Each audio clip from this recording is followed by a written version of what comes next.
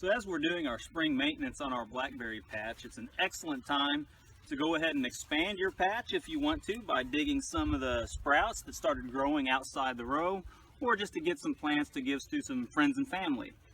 So anyway, it's very simple.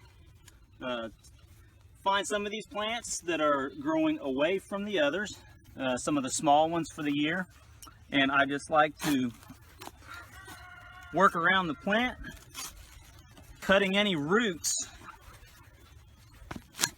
that may be radiating from the parent plant.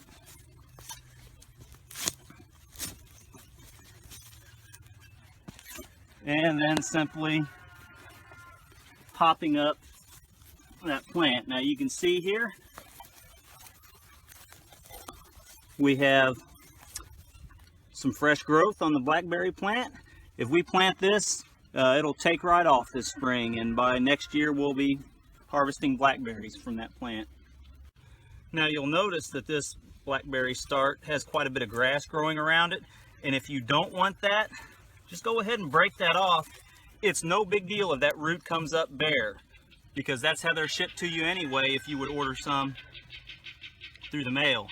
Now you can see also there are some smaller starts getting ready to take off.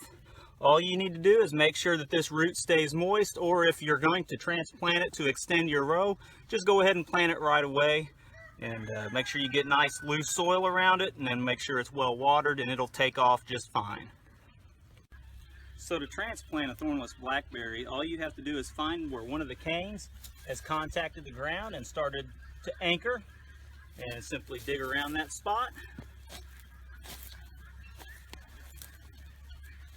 You'll want to cut that cane about 6 inches above the ground, or at least leave a couple buds. Go ahead. And simply plant this root ball into the ground in your row, and you'll have blackberry plant start from this.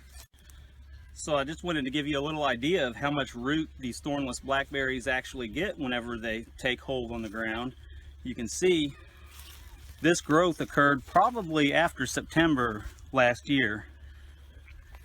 More than enough roots to get that plant going this spring. Now, as I mentioned before, if you're not going to plant your transplants right away, you need to make sure those roots stay moist.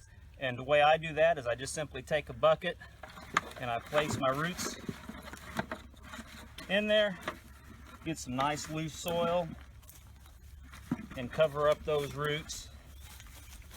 Make sure they don't dry out,